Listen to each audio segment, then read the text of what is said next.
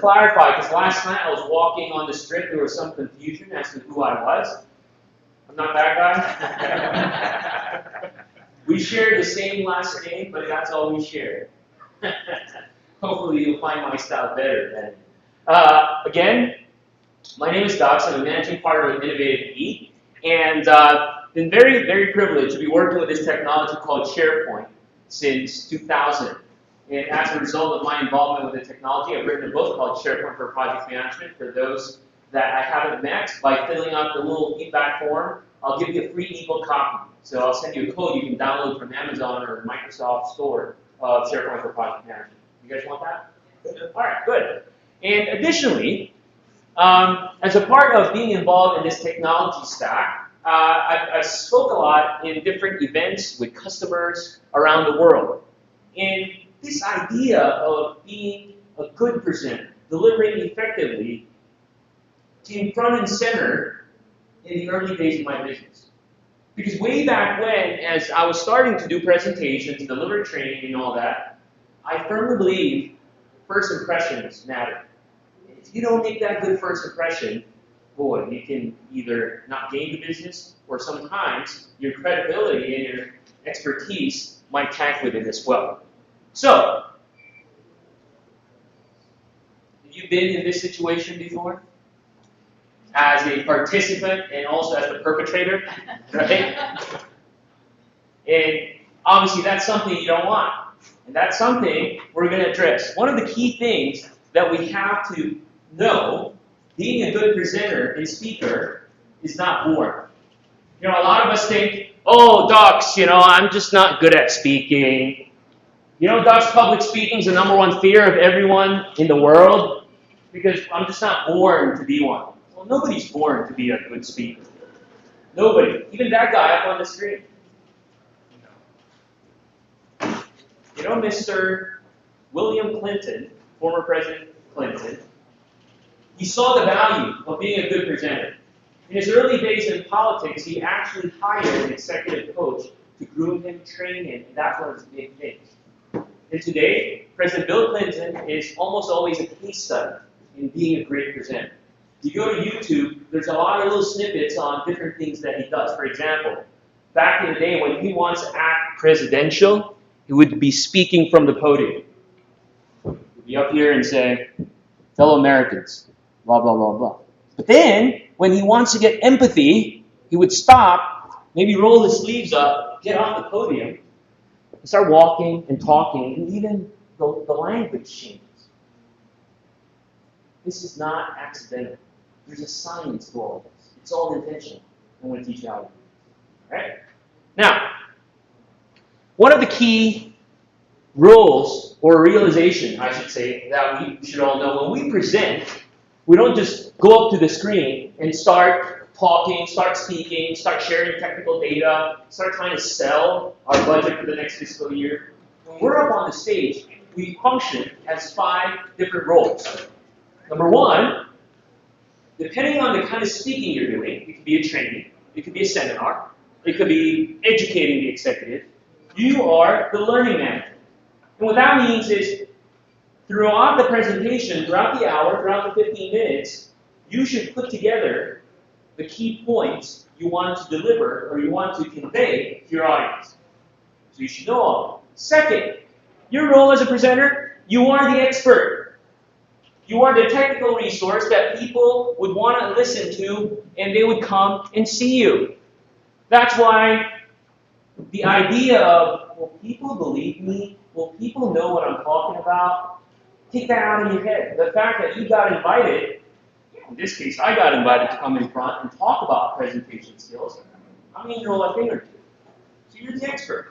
The third role you play as a presenter, you represent your organization. It could be your company, on a personal level, it could be your nonprofit association, your church, you represent your family when you speak, so make sure you're a good representative.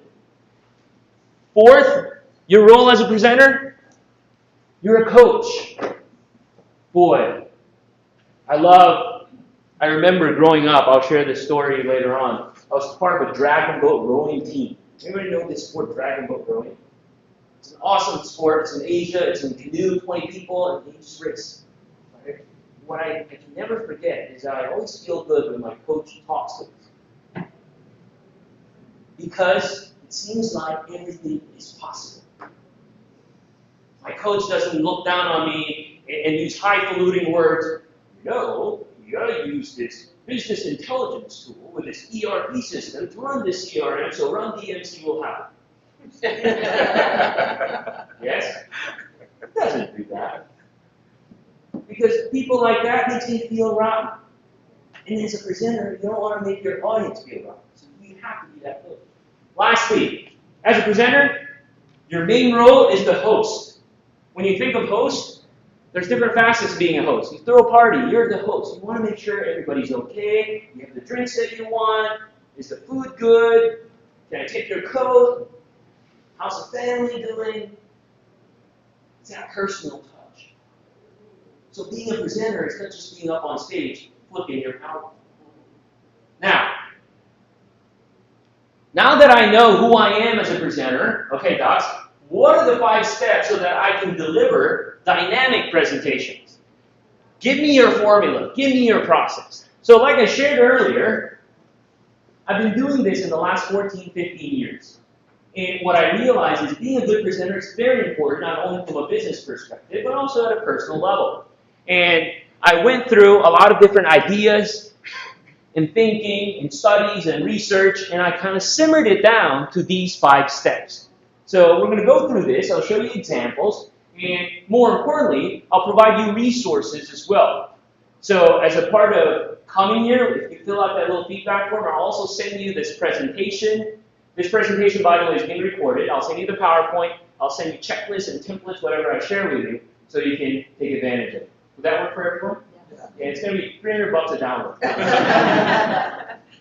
Now, so let's talk about the first step. If you want to be an effective, dynamic presenter, you have to be intentionally preparing for a presentation. And this is something people don't do. Oh, you're going to present to the board next week. Oh, you're going to present at ILTA in a month. Man, my presentation is tomorrow. I'm going to pull an all-nighter and start cranking out my slides. I mean, that works. But, as you know, there's consequences. So, what does intentional preparation mean? First and foremost, when you know you will be presenting, regardless how large or how small, what kind of the audience is, you have to put together on a single piece of paper a catchy abstract. Well, Dux, do you mean like when you spoke here at ILTA, you had to submit like a 1-page description? Absolutely.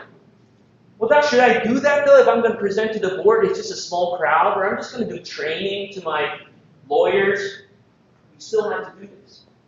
Because you want to set the right expectations, that's one, and second, you want to make sure that you gain their interest right away. So how do you write a catchy abstract? 2 tips for you. Number 1, your title has to be short and relevant.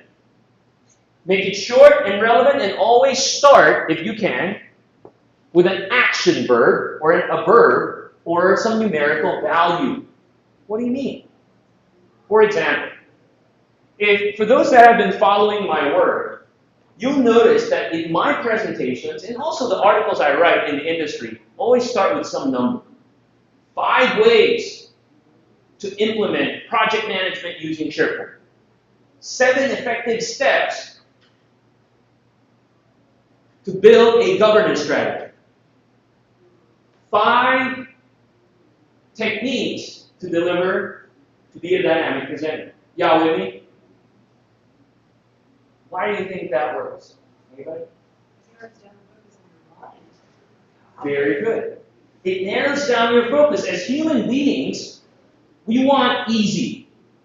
We want simple. Everybody with me? That's why we like recipe books.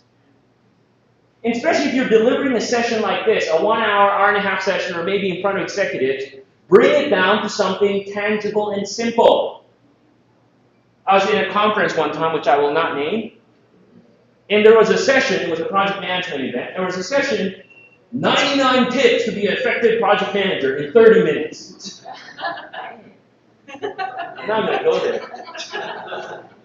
I'm not that smart. Y'all with me? And when you use numbers, make sure it's no more than 7. There's actually a scientific reason why. Anybody know why?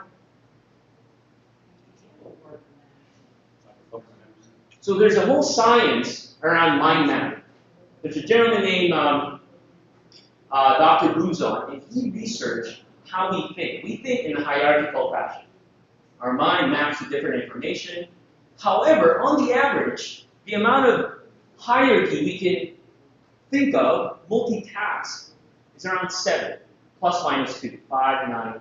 Anything more, either you're super smart, and there's only a handful of people that can handle it. So we're more preconceived to think about 7, and anything below 7, that's cool. I can do that. Obviously, if you're running a 3-day training, a 4-day training, these numerical setup might not work. So if you're running a training, what I would suggest, the title of your training session might be hands-on. You start with that. It's especially a lot of IT folks. You're hands-on, effective ways to maximize SharePoint here at our law firm. Or you start with your title saying something like practical techniques. Something that will make people feel I can do this. Why do you want it short? I've seen titles that are very, very long, but I'm all about short. Why is that? People will read it. People will read it. And in the age of social, I have a 140 character limit on Twitter. Y'all with me? Pardon my heavy southern accent. I'm from the deep south. Southeast Asia, that is, Manila, Philippines. So in this modern age of technology, short, sweet, simple. Twitter, text messaging, IM. Now, docs, what if the title really warrants a long title? Put a subtitle. The other tip around writing a catchy abstract is you have to specify tangible benefits in the description. Don't go all academic or all show business and say, oh, in this presentation skills session, you'll learn how to be a better presenter. No. If you can, specify again what you're going to get out of this presentation. So for example, look at this session abstract for this presentation. I know it's kind of small. So the title of this session is 5 Steps Delivering Dynamic Presentation. In my description, as you may know, it takes a lot of preparation and practice to be the public speaker you want to be. The ability to speak confidently and deliver a clear, concise, and engaging presentation is what every presenter aims to achieve. Okay? So you paint the picture. This is the pain. This is where you want to go to. So how do I do that? In this interactive session, you'll learn how to speak publicly in a convincing, confident, and concise style. Identify and apply key skills of effective public speaking. Employ an effective 4-step method to creating presentation materials. Develop the best approach for delivering technical demonstration. Keep the audience focused on you and your message, and sharpen your public skills by preparing, rehearsing, integrating personalized one-on-one feedback. I know it was a mouthful, and when I sent this description, it was actually all bullet points. I think it's just the website kind of reformatted all this. But when you read this, yeah, I want to do that. Everybody with me? The other point, as we get started, when we talk about intentional preparation.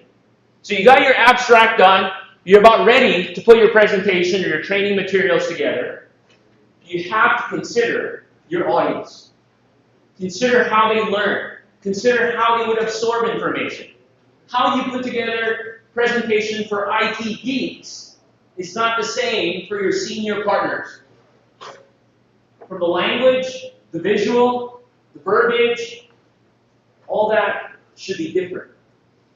Because our brain is not a tape recorder. We're not kids anymore. my son, I have an 8-year-old son and 3-year-old daughter. Boy, they just absorb stuff like sponge. I wish I was still like it. You know, they love to watch TV show over and over. They memorize all the dialogue. And my son, my daughter would go back and forth. And this is even in Chinese. Yes, I'm not tiger dad, tiger parent. But for us, it's not the same anymore. So our brain is not a tape recorder. For us, incoming information must be integrated with existing knowledge. That's how we learn.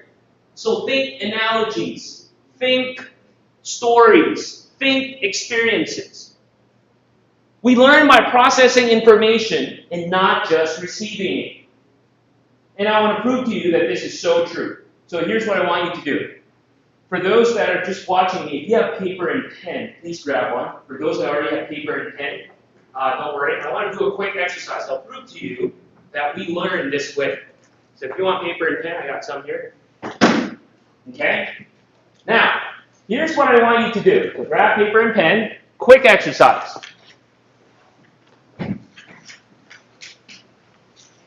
Or you can actually use your computer. You can type it, actually. You don't really have to write it. If you have a computer, that's fine. Okay, ready? Okay. So, what I want to do next is I'm going to show you a slide with a bunch of words. Okay? But I'm just going to flash the slides for about 10 seconds. Your job is to memorize the words in that slide. It's just, a couple words. And after 10 seconds, I'm going to move the slide and you're going to write it down as much as you can remember. Y'all with me? Okay, I'm just going to show you a slide with words for 10 seconds, and your job is to memorize, remember. Go.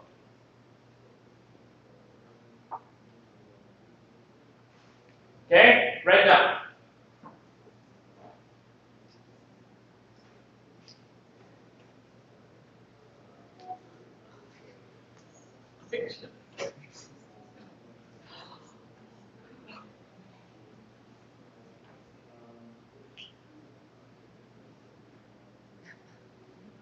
All right, we're good? Okay, now, let's go back.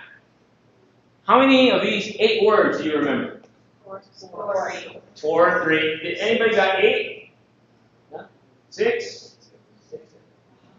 All right, now, gang, we're going to do this again. Same thing, different set of words. 10 seconds too, okay? Don't write it, memorize it, and then after we're done, write it down. Ready? Go.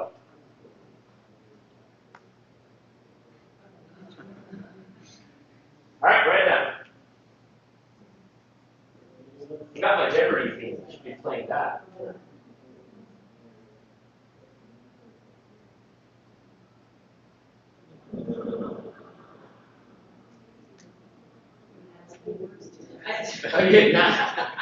Okay, good. All right, gang, how many do you remember? Is it more than the previous one? Yes. So what does it tell us? The way we learn has to be related information. So when you present, regardless you're executives, you're doing a training, you're doing a session, you got to tie everything into a nice story. You have to identify main points that you want to convey, because there's only so much you can convey. The problem with us is, I need to do a pitch for next fiscal year's budget. So I'm just going to copy and paste from last year, maybe tweak some numbers, and put a massive slide on all this gibberish stuff. Or I need to pitch that we need an upgrade for our new financial system, Elite. So I'm just going to copy and paste from what Thomson Reuters sent me on the brochure. No. You see, when you identify main points, when you put together your presentation, stick to what's important. Not everything is important. Number 2, you have to visually highlight keywords or phrases. How do you do that? I don't know if you've noticed it. The way I build my slides and presentation is using this design language called the modern design, which used to be called Metro. So the modern design is actually a design language from Microsoft, and it's public. You can download it. In fact, I'll send it to you. They have templates and style guides and all that. It's not just about having boxes and pictures. But the idea is making it simple, but being able to stress what's important. You notice I've highlighted the words in this purple box. Very subtle. Use repetition to reinforce learning. And you'll see that happen throughout this session. Whatever's important for you, whatever your main points is, repeat it in different ways. It could be in form of text, video, demo, picture. And lastly, make sure the content is in a structured story. That's why I love to do presentations in a step-by-step manner. 5 steps to do this. 5 phases of that. 5 ways. So step 1, step 2, because now you put a story together. Now, when you build your presentation, most of us use PowerPoint. Anybody use Prezi? Or used Prezi before? I mean, it's okay, but I get dizzy with Prezi. Prezi is kind of like PowerPoint on steroids. You see stuff flying, and it's cool, but it's too much. Here's the framework and the guideline that I use. I'm not saying this is the industry rule, this is the Dutch rule. All right? Whenever I build a presentation, be it for a conference like this, for a customer, for the board, the framework is around 3 things. What's the need? What's the solution like? And how do we get to the solution? And third, what's the call to action once we're done? So when I build my abstract, it's always about, don't you love presenting? Or are you afraid of public speaking? So you paint that need, that pain. Wouldn't you want to be the best presenter out there? It's like more aspirational. Come to my session because I'm going to teach you how to do it. 1, 2, 3, 4, 5. So based on that premise, you build your presentations that way as well. You know, I started this session, what? With a picture of people sleeping. That's the pain. And then I followed on with the next slide with a well-accomplished speaker, Bill Clinton. I want to grow up to be like him, maybe. So how do I get there? Well, here's how we get there. And then, for the slides itself, here's my rule of thumb. In the slide, no full sentences, unless it's a quote. It's all phrases or words, all in bullet points. Why is that, friends? Why don't we want full sentences? Sir, any ideas? Yeah. You don't want to read your slides. Exactly. What happens is when you go into copying and pasting paragraphs and wads of text, what ends up happening is, even if it's not intentional, people read it. They zone out on it. But if it's just bullets with words, like looking at that, you don't even know what that means. But the other problem is, a lot of speakers, especially folks from the technical world, that's their comfort zone. They just look at the screen and start reading the whole sentence. You know what I'm talking about. But with this, it forces me to prepare, to think about what I'm going to say. In my slide, other than just having phrases, my rule of thumb, 9 bullets maximum. Does that include sub-bullets? Including sub-bullets. I don't care how you shape your bullets, only 9 bullets. You want 3 big bullets and 2 sub-bullets each, or 9 major bullets? I don't care. 9 bullets max. But I have so much to talk about. Another slide. My other rule of thumb is smallest font size is 18 points. Smallest. The bigger, the better. You're killing me, ducks. I know your trick. This won't fit. We'll make it font size 5. Yes, sir. Is this a 9 bullet point slide? This is actually 22. No, not. Oh, the points. 1, 2, 3, 4, 5, 6, 7. Framework slides. What's that? Plus framework plus slides. 9. Okay. Want to make sure that's what I'm saying. 9 bullets. All right. I passed the test. And here's the kicker. My rule of thumb, 1 slide is approximately 3 minutes in delivery. Why? So I know if today I'm presenting an hour session, how many slides can I have? 20. I mean, the demos are different things, but that's my rule of thumb. It's not exact science, but that works for me. Why? Why do I put all these rules and be very stringent about it? Keep your audience on. Okay, what else? I've seen this happen all the time. Keep yourself going. What's that? Keep yourself going. The slide is 10 minutes long. You run with things to say. Keep myself going. Have you been to presentations where like 5 minutes before the end, the presenter just flashing slides says there's no tomorrow? You remember all this, right? Yeah. You don't want to be that person. Very disciplined. That's hard. To be successful, nothing's easy. That's my rule of thumb. And it's been working for me in the last 14 years. Now, the reason why I'm so strict on this, it opened my eyes when I looked into this research. There's a whole research out there about how much we retain. Staggering. There's a whole research on learning, and as we, I think after you're 10 years old, we regress. But when you're about 25 to about 60, this is about the average. You see,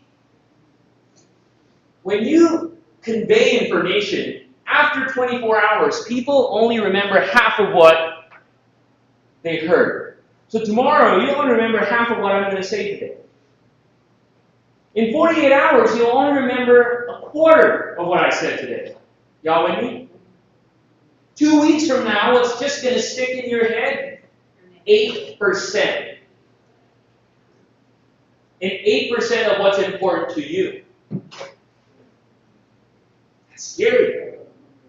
So in an hour presentation, what if your content has 9 bullet points per slide, and you max it out 20 slides, you're presenting in an hour, that's 180 points you're delivering in an hour. So friends, the question is, which 15 points do you want people to remember? Is that scary? But then we're so used to, we need to put all this stuff in there. Chuck it in there. So how can you ensure that the 15 points, at least in this example, people remember, are the 15 points you want them to remember?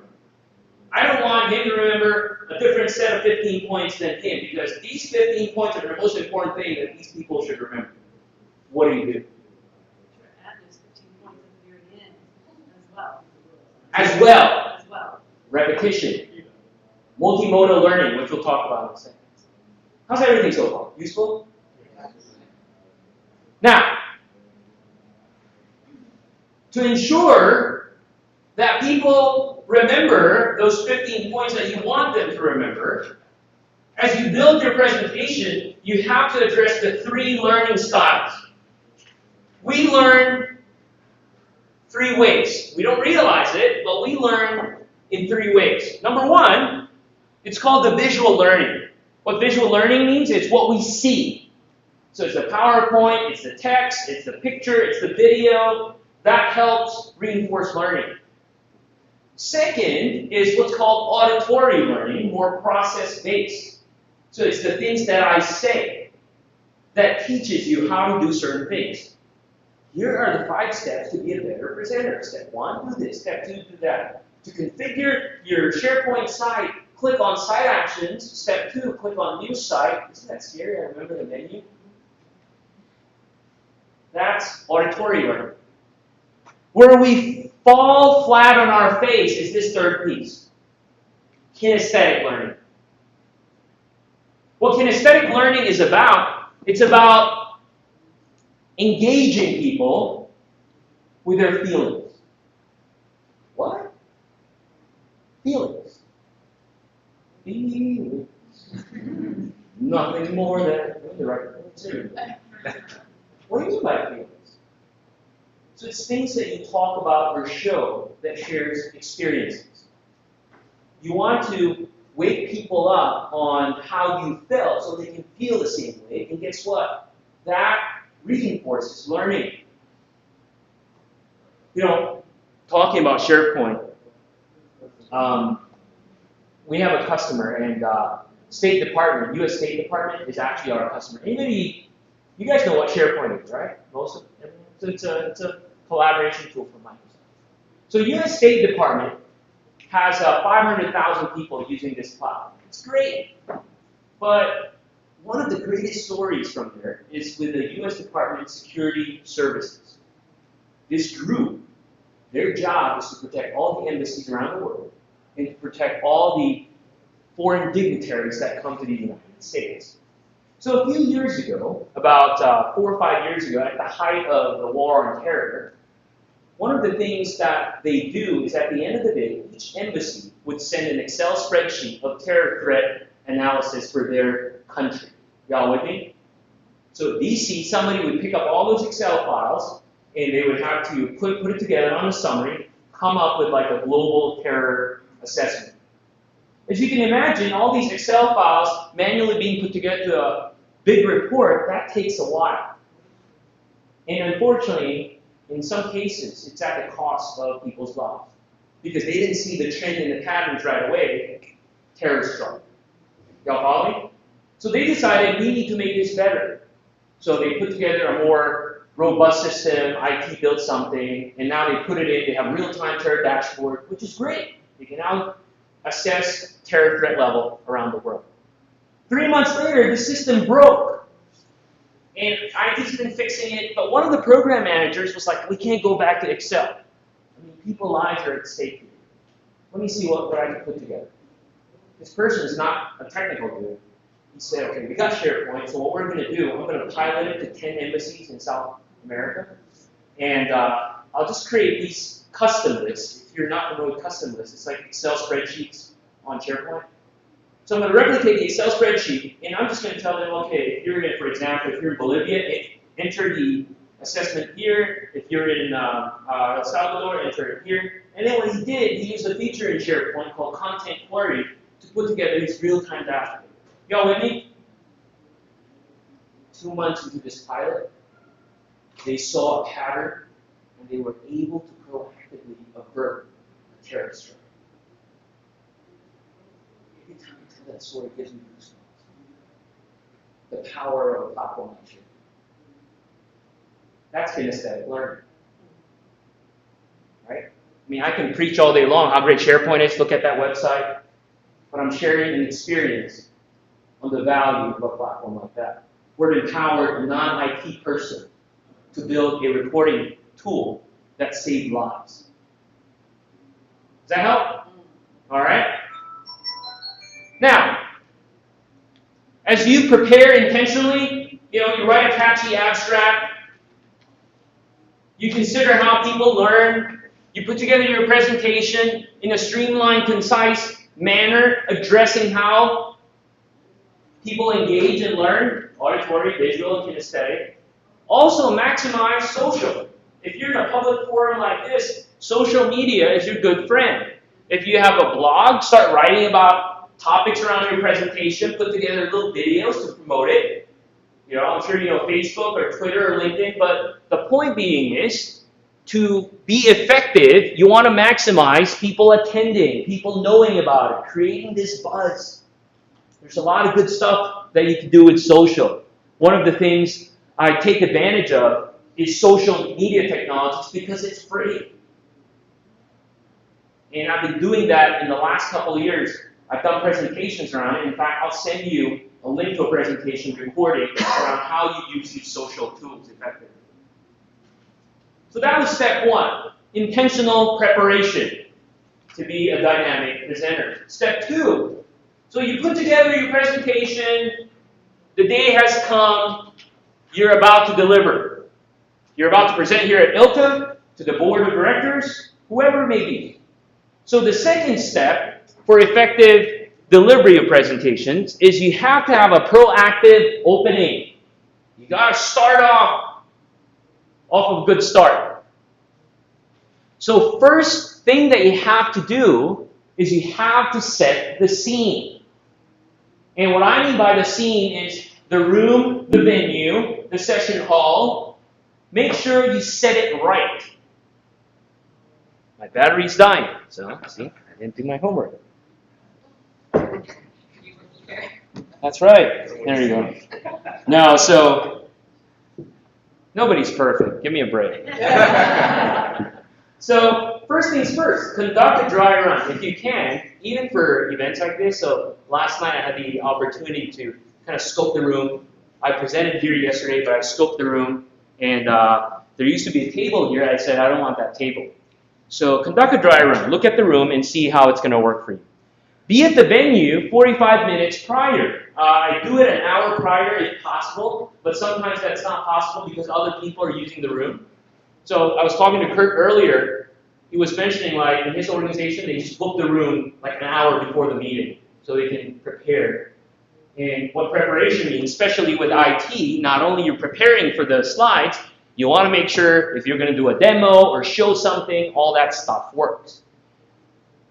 Last step is make sure the room is set up. So I'm more of an OCD when it comes to preparing the room. So not only do I look at all these things, I make sure that the water's there, there's paper and pen, I got some brochures. And again, in your case, you might have to make sure you order food, all that good stuff. So setting up the scene is important as you get started.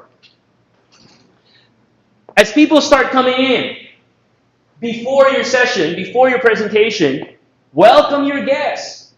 And again, it doesn't have to be a public forum like this. Your guests could be your boss. Your guests could be the executives. Because you want them to feel that they're going to have a good time, they're going to learn a lot, it's going to be useful. Play the role of a host. I mean, think about what you do when you have parties at home. Hey, welcome, can I take your coat? What do you like to drink? Unfortunately, a lot of folks I meet and I see in the technology world, what? You see the presenter just up on the stage or computer, just, I gotta get this demo going. And for me, part of setting up the scene, welcoming people, I play music. I love music. Now, I made the mistake of playing Black Sabbath one time. Got in trouble for that. So now I have a list. I listen to all kinds of music, except country.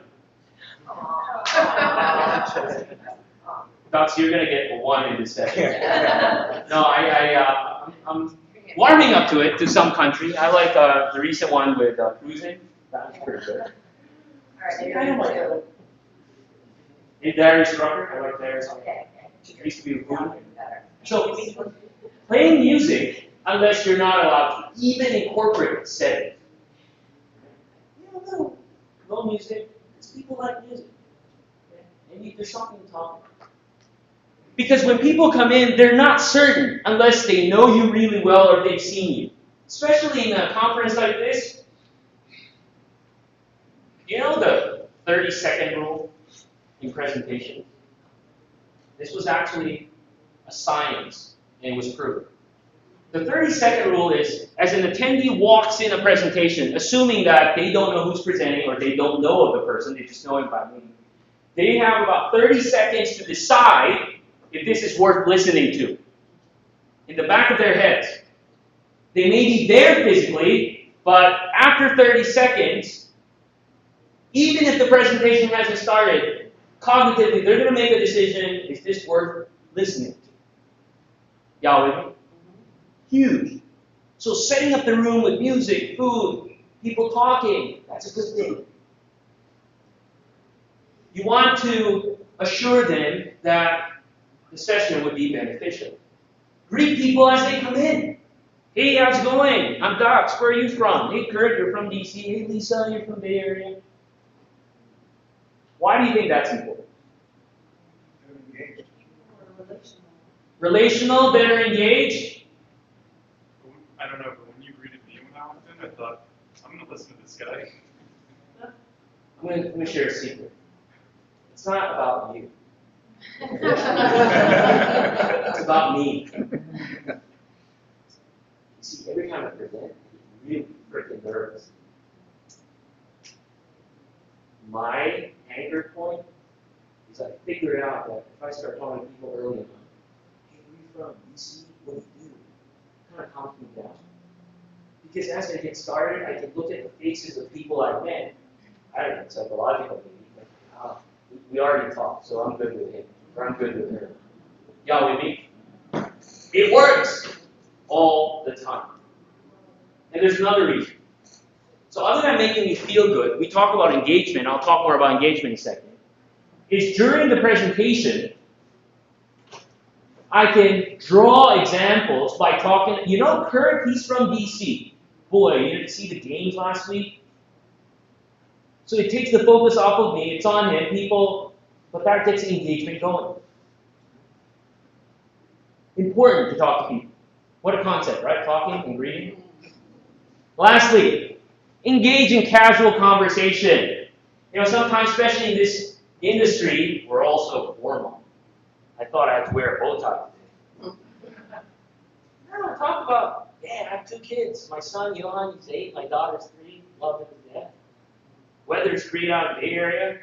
Yeah. We'll talk about SharePoint, but whatever. So, talk about business later. Keep it casual, because you're lowering the barrier for everyone. And then the presentation starts, right? So if you get started, what's your pitch? Like I said, as somebody walks in the room, they have 30 seconds to decide if this is worthwhile. As soon as the speaker gets started, you have 3 minutes, full 3 minutes, 180 minutes, 180 seconds, thank you, for the audience to decide, is this speaker worthwhile? Does the speaker know his or her style? That's 2 different things. Okay? As you walk in 30 seconds, you're talking about the whole body here. You're not really thinking about the speaker yet because you haven't heard the person present. But as the speaker presents, you have 180 seconds to tune out if you want, or 180 seconds to engage. So what's your opening hook? How do you get started? There's a lot of different ways to get started, obviously. You greet everyone. A fine morning, everyone. Thank you for being here. I know there's 13 other sessions you can go to. I appreciate you coming. You know, I've been doing presentations for the last 14 years. And just like you, I don't have a formal background. But I came up with these 5 steps that I'm sharing. Y'all with me? It could be that. It could be experiential. Or you can say, what's the biggest fear of everyone in the world? Actually, it's not public speaking. You know what it is? It's actually true. What? Not spider. Hard drive crashing. Oh, yeah, that's the biggest fear. So, what's your hook? What's your pitch? Yeah. Another pitch I always use is I always start off with a picture with me and Sai. If you weren't here early on, I had a picture with me and Sai. My name is Sai. Just people engage right. So think about what your hook is. If you're presenting to your senior partners, do you know how much money we spent last year with email alone, with storage, for backup? What if I tell you we can cut that down by 20% and reallocate that budget for something? Establish your expertise. That's part of your initial pitch. My name is Dux. While I'm not a professional executive coach or presenter, I've been doing this in 14 years. I presented up to 2,500 people as my biggest audience. I do this on a regular basis around the world. That's part of the 180-second window. Okay, so he's done it. He's actually done it on a regular basis. He has some stuff that he wants to share. Lastly, set realistic expectations. I'm not going to say, as you walk out of here, you'll be the next Billy Mays. God bless him. But it can be done. So your initial pitch is very important, that first 180 seconds. So the first step, as we discussed, intentional preparation. Second step, what? Proactive opening. Third step, interactive delivery. So as you start presenting, as you start getting engaged, make sure it's interactive. And what does interactivity mean? There's a lot of different things you could do, but these are just some of the key tips that you can take advantage of. Always use stories and analogies. You know, I come from a heavy technical background. When I started my career, I started in assembler. For those that can figure out what that is, you weren't born yet. We work with assembler. See? We're proud of that. Now, being very technical, I know a lot of you here are from IT. Almost always, when we present, when we talk to our business, our customer, our senior partners, is we always go off, start trying to convey the technical information, and I guarantee you they won't get it. So let me show you an example. This may look familiar to you, but this is actually a presentation I did a long time ago when ASP.NET came out. It was a Microsoft technology. At that time, it was revolutionary because it's fast. I was trying to explain how ASP.NET worked and code compilation works. But just by looking at that picture, that's like, I don't know what that means. But I need to explain the value of why compiled code is better than code processed in real time. So what do you do, guys? Here's what I did. My other passion in life, other than doing the work that I do, is I actually love cooking. I love food. I'm a big foodie. I cook a lot. So food is big in my life. And so the way I would share this story is, you know, I'm originally from the Philippines, but when I first moved here, I lived in Atlanta, Georgia, because I had family there. I had my aunt, my cousins, you know, extended family living in the area. And then now I live in D.C. But every Thanksgiving, boy, I can't wait, if I can, go down to Atlanta and spend Thanksgiving with my aunt and her family. Because she makes the best chicken parmesan ever. In fact, I couldn't wait during Thanksgiving Day, early in the morning, as she prepares the meal, I'd be sitting at the kitchen counter, just waiting for her to cook. Very intense preparation, cooking, baking, we had good conversation, we have some drinks. But I can't have my chicken parmesan until she's done. Y'all with me? And as soon as the chicken parm comes out, fresh from the oven, mouth-watering, very succulent, red, tomatoes, cheese, boy, that's just awesome. The time that I had to wait was worth it. And in fact, if I had to do a second serving, I didn't even have to wait. It's already there. Y'all follow me?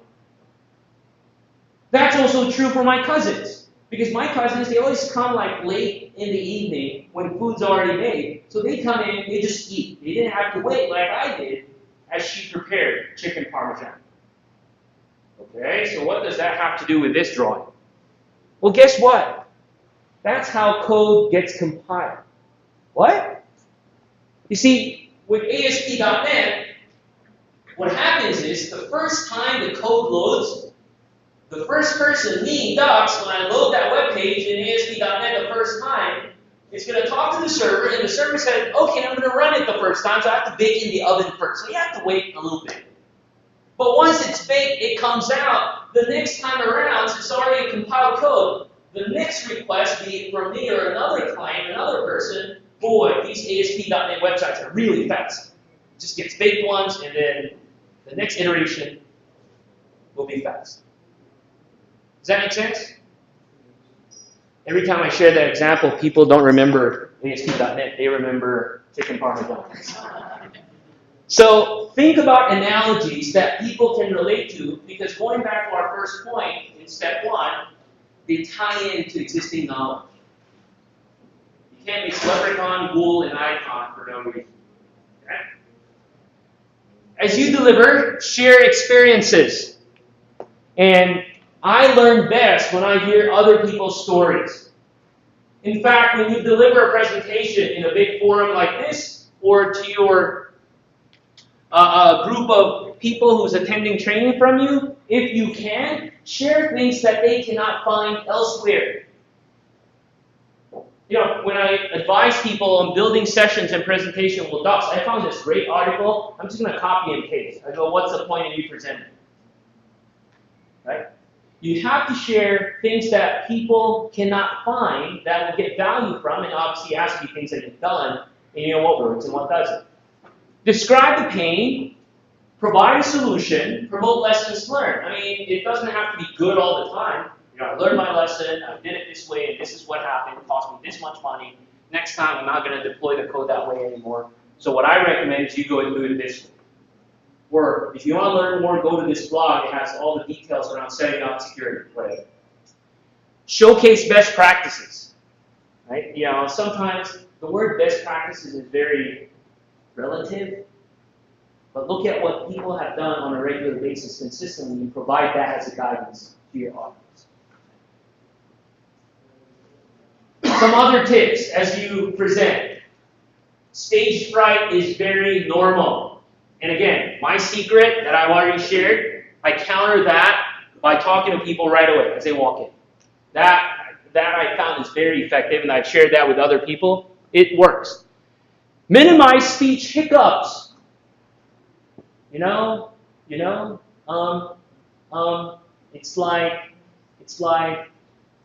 like, why do you think we do that, man?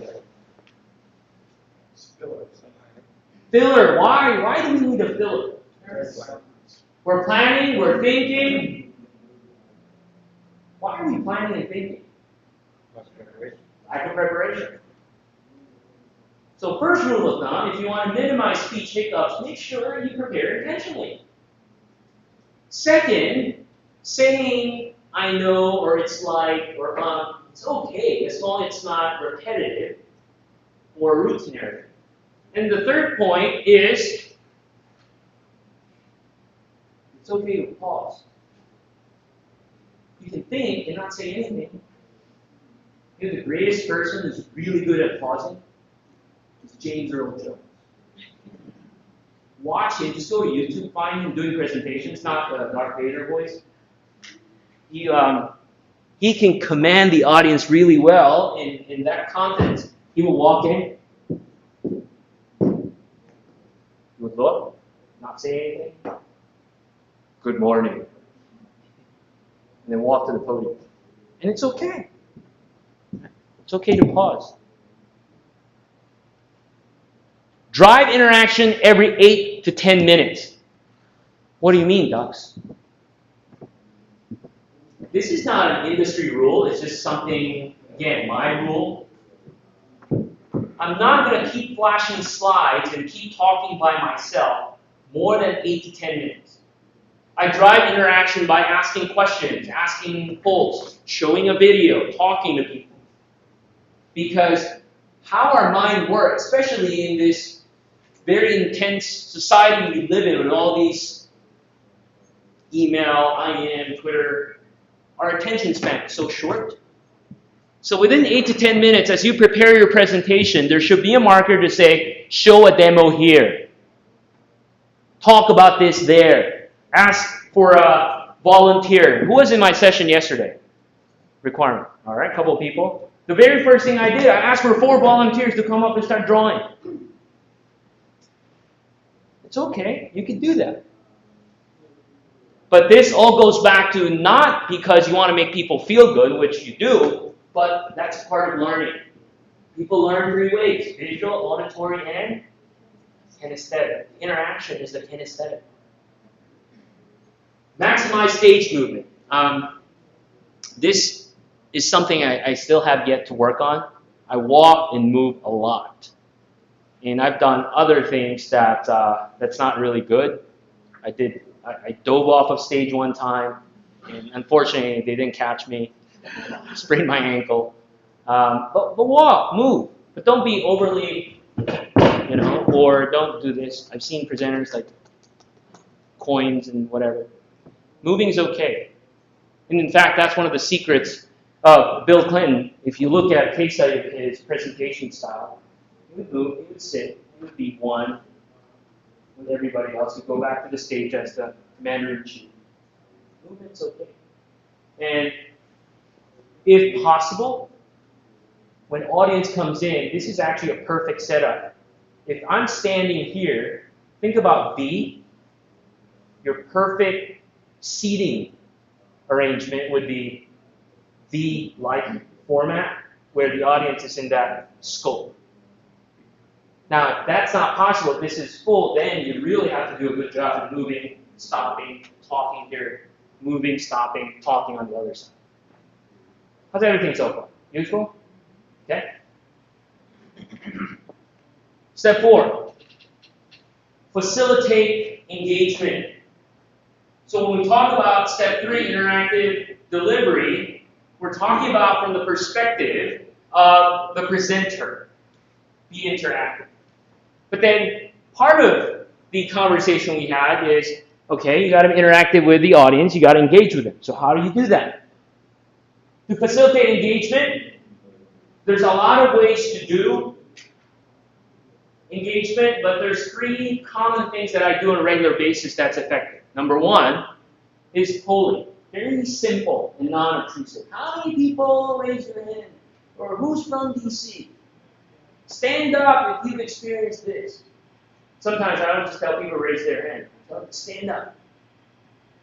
Ask questions. We'll talk more about that. There's different ways to ask questions, the kind of questions you can ask. And then lastly, do demos. A lot of us work in technology. In fact, this is called ILTA. Demos are big and huge. And when I say demos, it's not screenshots. You know, I've been to, who works for Microsoft? Okay, I can say this. I've been to presentations by Microsoft showcasing their new product. It's all screenshots. Dude, I want to see how this thing works, not just pictures. Demos are huge. For me, when I build my demos, I do it 3 ways. Number 1, I put a script together asking what the demo is. So little bullet points. Number 2, I actually go through it and record my demo. Because I only have so much time. And then number 3, I can do the demo. And the other part of recording the demo is a great backup plan in case the internet goes down, your server goes down, at least you have a video that you can share. So here's an example of a demo that I recorded talking about how you can use SharePoint and other technologies to manage your projects. Check this out. Meet my colleague Alex. He and I are working on putting together a presentation for our boss. Thanks to SharePoint 2013, we're able to easily centralize and manage all related artifacts and communications for this project. On a typical day, Alex would start working from home using his Mac.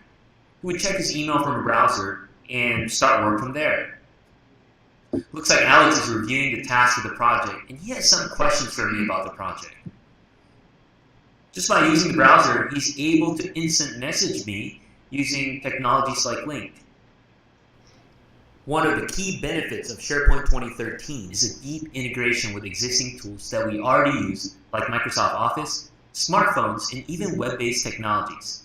So even if I'm out and about, I'm still not at the office yet, I can easily respond to Alex on my phone and update my tasks. The beauty with SharePoint 2013 is that I can continue working with Alex once I get to the office. You just assign me a task on the project site, and look at what happens. It automatically shows up on my task list in Microsoft Outlook. Isn't that cool, or what? Additionally, within Outlook, I can email the entire team directly using this neat feature called Site Mailbox. The Site Mailbox is available not only in Outlook, but it's the same Site Mailbox that the team can see and interact with directly on the project site. The Site Mailbox also provides visibility to all the documents I have in the project site. So what do you think? Are you excited? I am. This is the new way to work together with SharePoint 2013. So, you know, when I was showing this to a customer, and we're talking about the value, by the way, most of what I did can be done in SharePoint 2010 if you still have 2010. So I was showing this to a customer, and they were like, this is good, Dux, but here's the other thing we may need. You see, we open gas stations around the country, and one of the things we do as our gas stations being open, we need to take videos or sometimes pictures of the construction for OSHA regulation, whatever. And the problem is, in some cases, when we take pictures and videos, now we have that content as a part of the project. Sometimes we put it in a USB drive, or we email it. Can we centralize it and put it on our project site as well? So that everything about the project, from communications to documents to pictures to videos, will be in like a one-stop shop. Can we? I go, of course. I go, you know, in SharePoint, starting in 2010, there's this feature called OneNote notebook. Anybody knows OneNote? You guys use OneNote? It's a great, great tool. Do you use Evernote? OneNote's like 100 times better, right? So you know you can take a OneNote notebook, and so for example, I have a OneNote notebook, and what you can do, you can put this on that project site. So this is a OneNote notebook, and I'm going to put this on this project site. So I've got my OneNote notebook as well, so that's cool. And now here's the cool part. For your project managers in the field, if they want to take pictures or capture notes or record audio or video, they can use their mobile device. They can go to their project site on their iPad, phone, any device, as long as they can access that project site, and in OneNote, capture the information, which will directly go to the project site. Really? Can you help me, Vito? Sure. Okay, come on. Let's give Vito a round of applause here. He's going to help Vito. So I'm going to have Vito, I go to the same project site. This could be an iPhone or Android. I'm going to have him take a picture of me. And as soon as he takes the pictures in this sync, you'll see the picture show up. So Vito, all you have to do, I'll stand there, and just press the middle, anywhere in the middle. Okay? All right? Okay, you guys watch. I'm going to tag you on Facebook. We good? All right, thank you again, Vito. Thank you. So what I just did here, friends, is I went to that OneNote notebook. Vito took a picture. It could be a video, it could be audio, it could be text. And then once this thing syncs, imagine if you have SharePoint, not only will the information show up in this one-stop shop, but if you have alerts set up or workflows set up, the right people can get the right information. Y'all with me? It's part of your demo. Now I know you're waiting to see if that picture shows up. It will. Yeah. But that changes the dynamics of the presentation, because I could have just shown screenshots of OneNote, screenshots of a phone. I mean, I can tell you it works, but the experience and the kinesthetic learning that you've just gotten is totally off the chart. So now I'll force the refresh on the browser. I'll go up and I'll show you.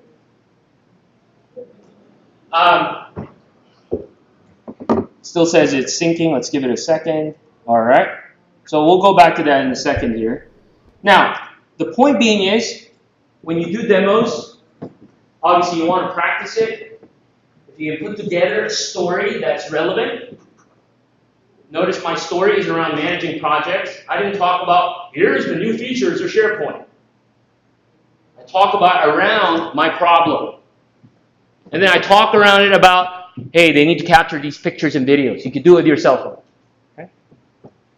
As a part of providing engagement is effectively ask questions. There are two types of questions you can ask. Number one is what's called open-ended question. There's no right or wrong answers. Where are you from? How many kids do you have? How big is your company? Where's your global headquarters based out of? Non-threatening, open-ended question. Then there's the other type of question that's called a closed-ended question. And what that is there's a definitive answer to it. And while most of your question will be closed-ended, there's three ways on how you direct it. One, it could be rhetorical. Hey, Docs, what's the latest version of SharePoint? Have you noticed me talking to myself? Not that I have a split personality, but the rhetorical way of engaging is pretty much asking a question where you're not expecting an answer from the audience. You're talking to yourself so that you can share the information to the audience. The second type of question is what's called group question. And the group question can be in the form of polling, or it can be, okay, who says yes? Raise your hand. Yes. Who says no? No. Again, non-threatening, allows you to engage, and allows you to work with the audience better. The third type of, or the third direction of question you can do is what's called targeted. And with targeted, it's specific to a person. This is the most effective way of learning and asking a question, but this is the most risky way of asking a question too. Why is this risky? Kurt? Because they're not sure if the person you're directing the question towards is prepared to answer. Thank you, Kurt. Kurt says, you're not sure if they know or they don't know the answer. So how would you be successful in this? So here's what I recommend. There's actually a way to ask the question. It's a targeted question. First and foremost, if you ask a targeted question, you ask the question without calling on someone. Why do you think it's risky? You pause, and then you find your target. And the way you find the right target is look for people who's looking at you. Because if they don't want to answer, what? Right? Why do you think it's risky? Right? And then get the response. It works. Non-obtrusive. And not only it's not obtrusive or non-risky, you're making the person successful. You're making the person answering the question shine and making them feel good, which is important. When you respond, remember the 3 R's. Reward. Thank you, Kurt. That was a great answer. Restate. Kurt says, because people might not be sure if they know or they don't. And then respond. That's absolutely correct.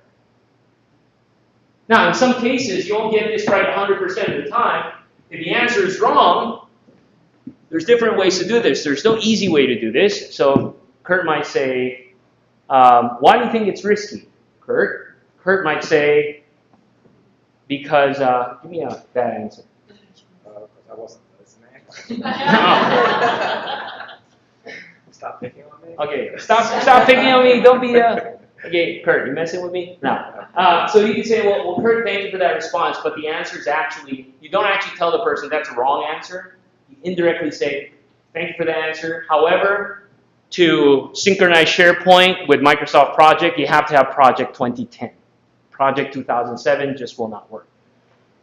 But if you follow that structure, you ask a question, pause, call on the person, almost always you get the right person to answer. When you want to provide interactivity, exploit social tools. You see, earlier I said use social media to create the buzz as you prepare, promote your presentation, talk about it, write a blog about it. And even for internal presentation, for large organizations, large law firms, I've seen where they have internal blogs. Start talking about that if you have your internal meetings or big events coming. But as you drive or present, take advantage of these tools. As I'm presenting now, do you know I've been tweeting throughout, if you're following me on Twitter? Because I have a tool, a plug into PowerPoint, that every time I push a PowerPoint slide out, at the notes section, a tweet goes out. This is very effective if you have a lot of information to share. So for example, I might have a slide on like this. Okay, presentation tools. I might have just sent a tweet, here are the tools you guys want to check out. Y'all following? Huge. You might want to schedule your social updates. Part of the PowerPoint tool that I use a scheduling tool called Social where I can schedule certain tweets to go not only to Twitter, it could go to LinkedIn, it could go to Facebook. It's all there. And the value of that is not only are you engaging people here, but you're engaging audiences that might not be here as well. And they can certainly go back, people in the room can certainly go back and refer to the information you pushed out. So if you go to my Twitter feed, you see a lot of tweets as we're moving along. Oh, there you go. You guys see that? Not only is it's on that SharePoint site, let me hit refresh for this guy. Oh, it's on my OneNote notebook too. Who doesn't know about this synchronization feature? Does not. It's there in 2010. So if you have OneNote and SharePoint, you could do this today. Okay?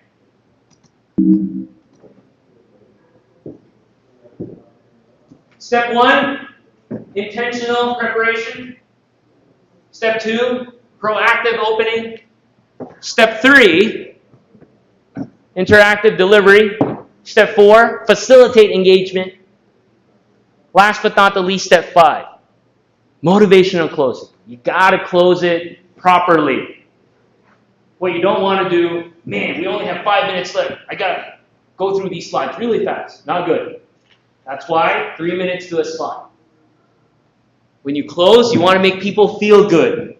Not only feeling good, you want to make sure they have a sense of accomplishment that, you know what, after attending the session, I actually learned the different tips and tricks on building my presentation delivery tips.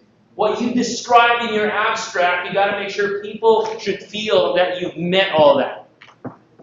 So you summarize your presentation. And then you do a call to action. What's a call to action? There's different ways to do call to action, right? If you're doing a board presentation, you're asking for money, you might say, so now you've seen the value of investing in this new platform, so let's go Office 365 today. Because Microsoft's only giving us a window for these discounts that we can use. A call to action for this session may be, thank you guys for coming. As I committed to you, as long as you provide me your information, I'll send you all these resources and go ahead for your next presentation. Prepare it as how I've shared it for you. Or go read this book. Go read this blog. Always provide something else they can go do past your session or presentation. And then encourage people, even if it's an internal presentation, encourage people to do an evaluation. I do that internally. Anybody presenting in my company, we're a small company, we're 30 people, but anytime my peers or somebody else present, like especially if we use web meeting or link, you can push out like a survey monkey or something. Because getting feedback is important. You want to know how you did so you can find out what works, and you can also improve upon things that you got suggestions on. Now, after the session, close it appropriately, connect beyond the session. And when we talk about connecting beyond the session, provide relevant resources. Not only does that work for a public forum like this, but even internal. So partners, if you want to learn more about the pricing model, here's the document in our SharePoint site. Or if you want to see a demo of this, go to YouTube, watch this video. And provide it in a one-stop area. The great thing about ILTA is, on the ILTA website, there's for each session, there's a resources section. And so once we're done, I'll put the links to these resources over there as well. So it's a one-stop shop, making it easy for people to get. Connect online. Always provide, in a public forum like this, your contact information, your Twitter account, your LinkedIn profile. One of the things I also do in my day job when I do presentations around SharePoint and Yammer and Enterprise Social is I actually have a Yammer community that I invite people to participate if they like. So they have questions for me, other people can see it, so I invite people to that. Or even LinkedIn groups. I'm sure you guys are participating in one way or another, some LinkedIn group. So invite people to carry the conversation past your presentation. What do you guys think? Useful? 5 steps. Step 1, intentional preparation. Nobody's born a presenter. I remember my very, very first presentation back in 1997 in front of 10 people. I was slaughtered. And because of that day, I'm like, I don't want to be that guy again. So prepare intentionally. Make sure your opening is proactive. Think about what your pitch is. Establish your credibility and make people comfortable as you get started. Provide an interactive delivery. Always share stories. If you can reduce the techno mumbo-jumbo jargon, the better. I know there's a lot of that in the legal world, but you want to make people feel that this is doable and this is something that they can participate in. Facilitate engagement. In the IT world, demos are huge. So take advantage of demos. Show stuff. Share experiences. And lastly, when you close, you got to encourage and motivate people. You know what? That was good stuff, and I can actually do it. It's not just some sales guy trying to sell a car. You guys want to do this? Who's going to take these 5 steps? Raise your hand. You're going to take these 5 steps? Okay, here's what I want to do. Stand up. Stand up. I'm going to show you the 5 steps to be a dynamic presenter. All right? So follow me. When the chorus comes, we're going to do these 5 steps. So let's practice it. Okay? Step 1, intentional preparation. Step 2, what's step 2? Proactive opening. Step 3, interactive delivery. Step 4, facilitate engagement. Step 5, formal closing. Come on, one more time. Step 1, intentional preparation. Step 2, proactive opening. Step 3, interactive delivery. Step 4, facilitate engagement. Step 5, motivational closing. You guys ready? You're gonna do this with me now, alright? 5 steps. Here we go. Step 1. Alright. Open Gangnam Style.